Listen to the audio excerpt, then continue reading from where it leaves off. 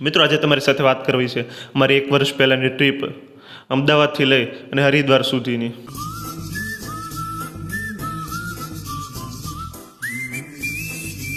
10 August 2025ના રોજ અમદાવાદથી અમારી ફ્લાઇટ હતી, એટલે લગભગ 1 વાગ્યાના આજુબાજુ અમે અમદાવાદ પહોંચ્યા અને લગભગ 3 વાગ્યા આજુબાજુ અમદાવાદથી દિલ્હી સુધીની અમારી ફ્લાઇટ હતી।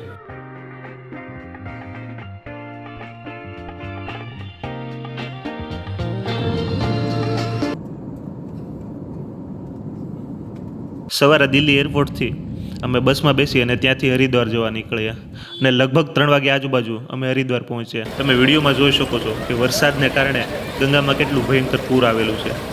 ત્યારબાદ અમે અમારા રૂમે પરત ફરીએ છીએ અને લગભગ 6 વાગ્યા આજુબાજુ પરત આવીએ છીએ ગંગા દર્શન માટે, કેમ કે જે ગંગા આરતી થાય છે અને અહીંના જે નજારો છે એ અતિ ભવ્ય હોય છે।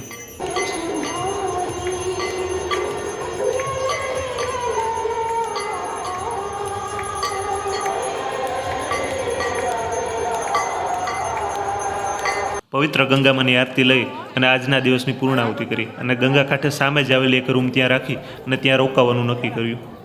ત્યારબાદ બીજા દિવસે વહેલી સવારે અમે હરિદ્વારથી લઈ અને ઋષિકેશ જવા માટે નીકળીએ છીએ। ઋષિકેશની નજીક એક નીલકંઠ મહાદેવનું મંદિર આવેલું હોય છે।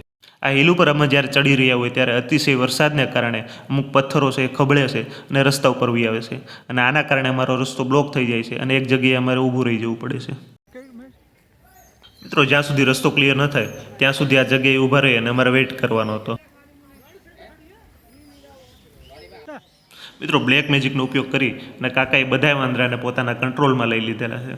એ બધાય વાંદરા હવે કાકા જે કહે એ માનવા માટે બંધાયેલા છે। મિત્રો બહુ અમેઝિંગ અનુભવ હતો। નીલકંઠ મહાદેવ એટલે તમે પણ હરિદ્વાર આવો અથવા તો ઋષિકેશ આવો તો બહુ નજીકની જગ્યા છે, અવશ્ય મુલાકાત લેજો। જે અહીંના પહાડો, અહીંનું કુદરતી વાતાવરણ અને જે પહાડો ઉપરથી નદીઓ નીકળે છે